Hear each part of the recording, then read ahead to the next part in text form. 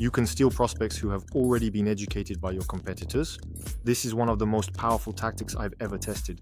And the best part is, it's much easier than you think. At Sendo, we call this the competitors' webinars play. So in this video, I'm going to reveal the complete process that allows us to implement this tactic. I'm giving you my key template for free, which you can duplicate and reuse for your own campaigns. I'm Antoine Thoreau, co-founder of Sendo and B2B Ninja. I'm an expert in B2B lead generation and go-to-market engineering. Here, I share my expertise, my best case studies, and my in-house tools. In-house? All right, let's get started with step number 1 of this play. This first step is simply to identify webinars on your company's topic. And it's probably the most important step because it's the foundation of this strategy. That's what explains why it's so powerful at the agency. We sell go-to-market engineering and B2B lead generation services. So when we see webinars on LinkedIn that teach how to prospect on LinkedIn, that teach how to do cold emailing, that teach how to use AI in marketing to generate more leads, we know that the people who sign up for this type of webinar are looking for solutions. Of course, afterwards, you'll need to sort through the contacts. We're actually talking about all types of events, whether in person or webinars. In fact, it doesn't really matter because in any case, we'll be able to see the list of participants. And that's what's interesting on LinkedIn. We can very easily scrape that list, but the first step is therefore to find relevant webinars. That's the first point. And secondly, ones that have enough participants. So you see here, for example, I searched for Marketing Guilla. We see a first event that has 276 registrants. So that's a sufficient and interesting number. When there are 27, 9, or 17, you can just skip it. Quite simply because, as we'll see in the next step, there's going to be a huge filter. In fact, we're going to keep well under 50% of the participants. Ultimately, because we're only going to keep those who are in our target audience and who will be interesting for us. So, for this work to be useful and effective, I recommend looking for webinars that have a few hundred participants. The first way to do this is simply, as I did here, to type in the keywords for your topic on LinkedIn and in the events section. I'll do it again to show you. At first, on LinkedIn, you haven't selected anything yet, so you have all possible items, people, companies, groups, etc. And actually, you just select events, and there you go. And you can try different keywords, whether in French or in English, if that's relevant. Another way is that actually, when you go to linkedin.com events, you have both your events and the events you're registered for. And actually, you get recommendations. And sometimes the recommendations can be quite relevant for finding things in your niche as well. 1 or 2 examples. So here, for example, I found one. It's an event that also talks about marketing. There are almost 1,800 participants. This is really interesting because I'll be able to scrape these 1,800 participants and then apply whatever filters I want to them, but I have volume. For your information, you have to join the event to be able to see the list. You see here, it just says there are 276 participants, but actually it's super simple. Next, click on save. You confirm all that. And once you're a participant, you have a clickable link here. And so you have the whole list, just like that. Then to scrape it, that's going to be the second step. There are different ways to do it. I suggest you use a Phantom from Phantom Buster. If you're somewhat familiar with the tool, it's the one called LinkedIn Search Export. So it's probably one of the most used ones. It's a classic. You might know it or maybe not, but this Phantom lets you scrape all sorts of things. Actually, on LinkedIn, not just contact lists from searches, but also the list I just showed you. So when you use it, you need to do it. The advanced settings, you see that here you can actually, what I did was copy the link, the event URL, which you'll find here. In this case, so I'm going to do the example based on what I just showed you. If you don't know Phantom Buster, I'll put a link in the comments that lets you create an account. You can start with a free account to experiment. You log in, you arrive here, and you click on Explore Phantoms. And you need to select the one I'm going to show you. You can use this filter here. You're going to click on LinkedIn. That gives you all the phantoms related to LinkedIn. And it's the very first one. It's the one called LinkedIn Search Export. So you click on it to use it. If I go back to the one I already used for a first strategy in another webinar, you can see that actually I scraped a webinar with 72 participants. In my opinion, that's too few. It's better to go beyond 100, but it doesn't really matter. I had collected the 72, but I'm going to reuse this one by changing the settings to show you how to scrape the webinar we just identified here with the list of participants. Here, I have the list of participants. There were about 270 of them. I'm just going to copy and paste this link. I save it. At this stage, you need to connect your LinkedIn account if you haven't already, so it can use your account to scrape. As for the results, here I left the default settings. 1,000, but anyway, there are fewer than that. What I'm going to do is change the name of the result file. Otherwise, it gets a bit messy if I don't do that. So I'm simply going to use the name of the webinar. I'll put webinar play and the name, and then I save it. I only need to run it once. It's going to be very quick. In the advanced settings, I always set up a proxy. In this case, I use a proxy in France so that it's consistent with my usual account usage. LinkedIn, there we go. So I save and close. And then I'm going to launch it, and there you have it. So we're not going to wait for the results, but we're going to use this old file so I can show you what we get back. So we retrieve all the available information from the list we saw on LinkedIn with the person's first name, last name, their LinkedIn headline, but also information about their company. You see, we can see their main company, the company's URL, the LinkedIn URL. And so for enrichment, this is perfect. It gives us some good information about the industry of their current company. We also have company number 2, etc. Their job title. There you go. So we have a certain amount of information that is very satisfactory for moving on to the next step. For the third step, we find ourselves on Montclair in this table, which is simply the CSV import from the scraping I did earlier with Phantom Buster, which I showed you. So I add a CSV, it creates a new table for me, and the columns in the colored columns that I'm going to show you are all the columns used to clean or enrich the data. And actually, I have a key template that I'm making available to you for free in the video description, which you can download. So if you've never used a key template before, just follow the link and it will display it for you on a page like this. And in fact, you just need to click here afterwards. So you create a table using this template as long as you're logged into your own key account. This will create a new table for you on your account with all these columns. And you can import the data yourself, whether by CSV or any other method. So the data will then fill into each column naturally, and then you'll have something like this. It's just that all the colored columns will be empty because they haven't been played yet. And all you have to do is click at the top on Run Column to apply this to everything. And then, if you need to, and we'll see this, you can first edit the column to check if it really fits your own use case. But basically, with this template, you'll save a huge amount of time if you want to apply my strategy. So here, as I was saying, in green, we have normalization operations for the first name, the last name for the company name, obviously the company name. To be able to use it, to insert it as a variable in our copywriting, it's important that it's really clean. So here, I'm using my own enrichment templates. And in particular, what I'm doing here is using the feature. Enrich company. In this case, this is the so-called native feature offered in the Clay templates. So it's an enrichment that costs 1 Clay credit per row. But honestly, I don't think that's very expensive because it's a great feature. Do it. Clay scraped. I think it's millions of sites that have been scraped beforehand, so it's really not that expensive compared to all the information it gives you.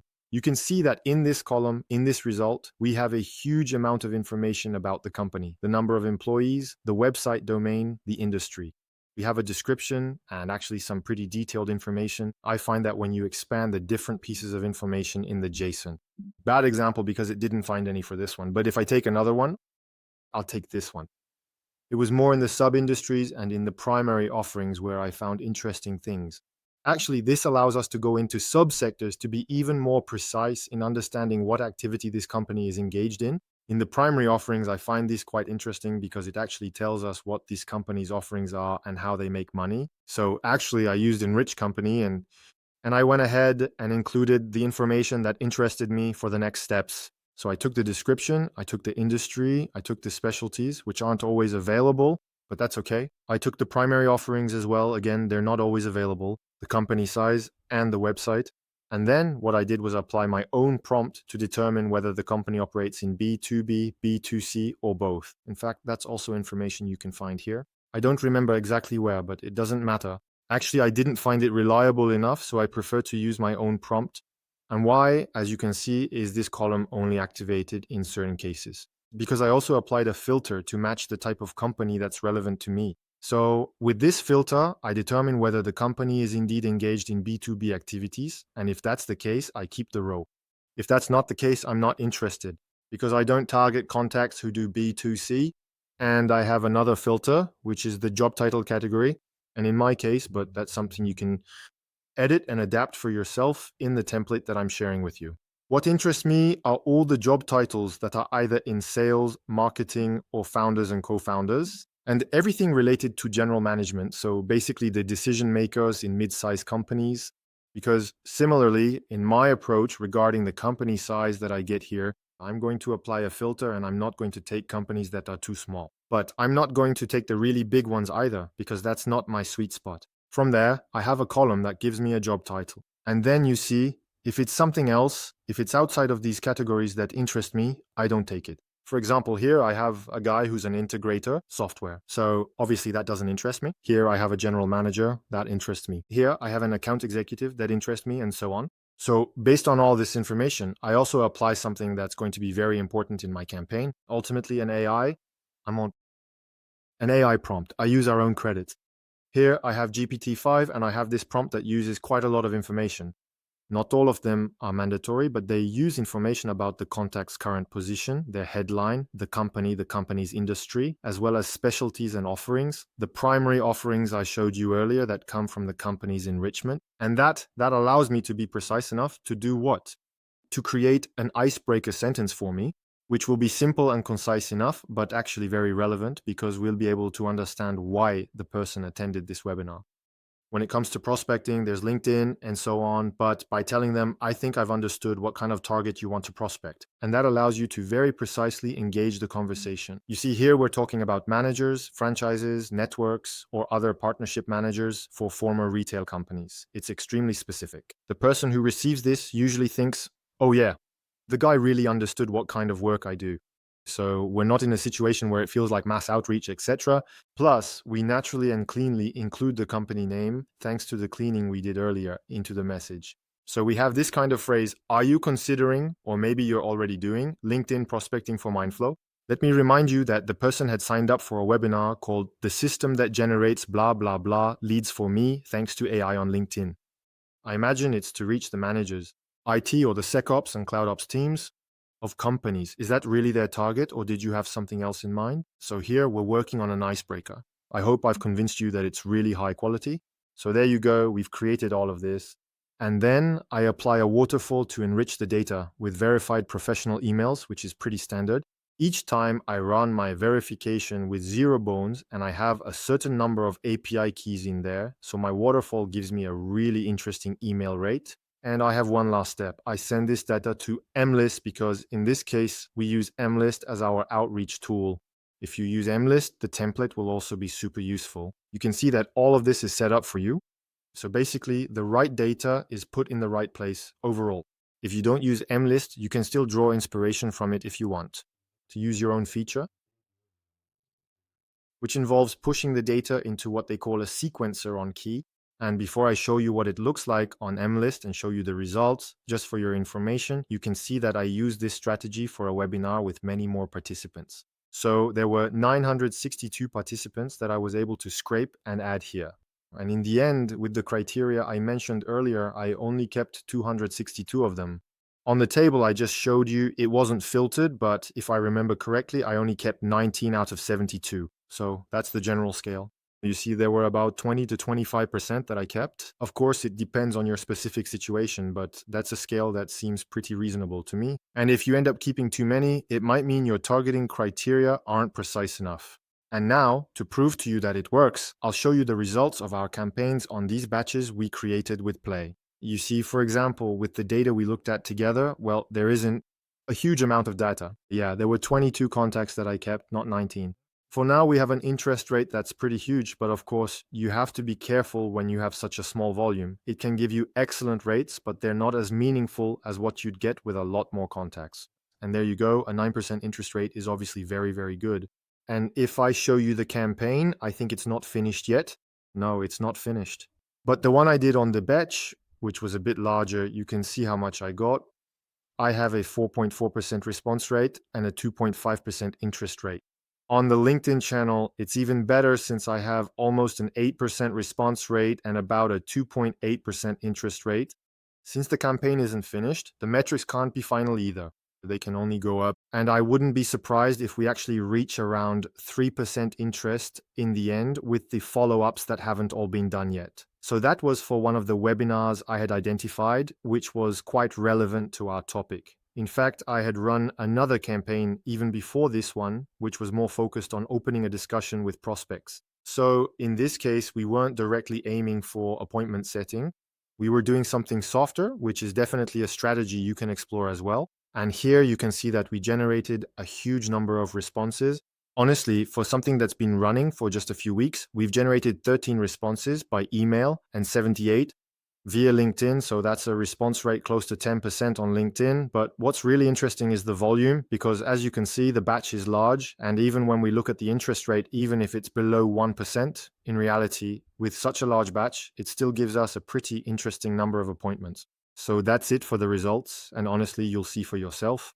If you try this with a webinar that's relevant for you, you'll see that there will be a lot of positive responses because once again, this signal is extremely strong. As we've seen, it's a really powerful play because the signal we're working with is very strong.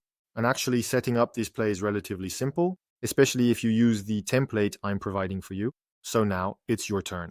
Let me know in the comments if you see any ways to optimize the process I showed you. And if you enjoyed the video, don't forget to like and subscribe to the channel. See you next time.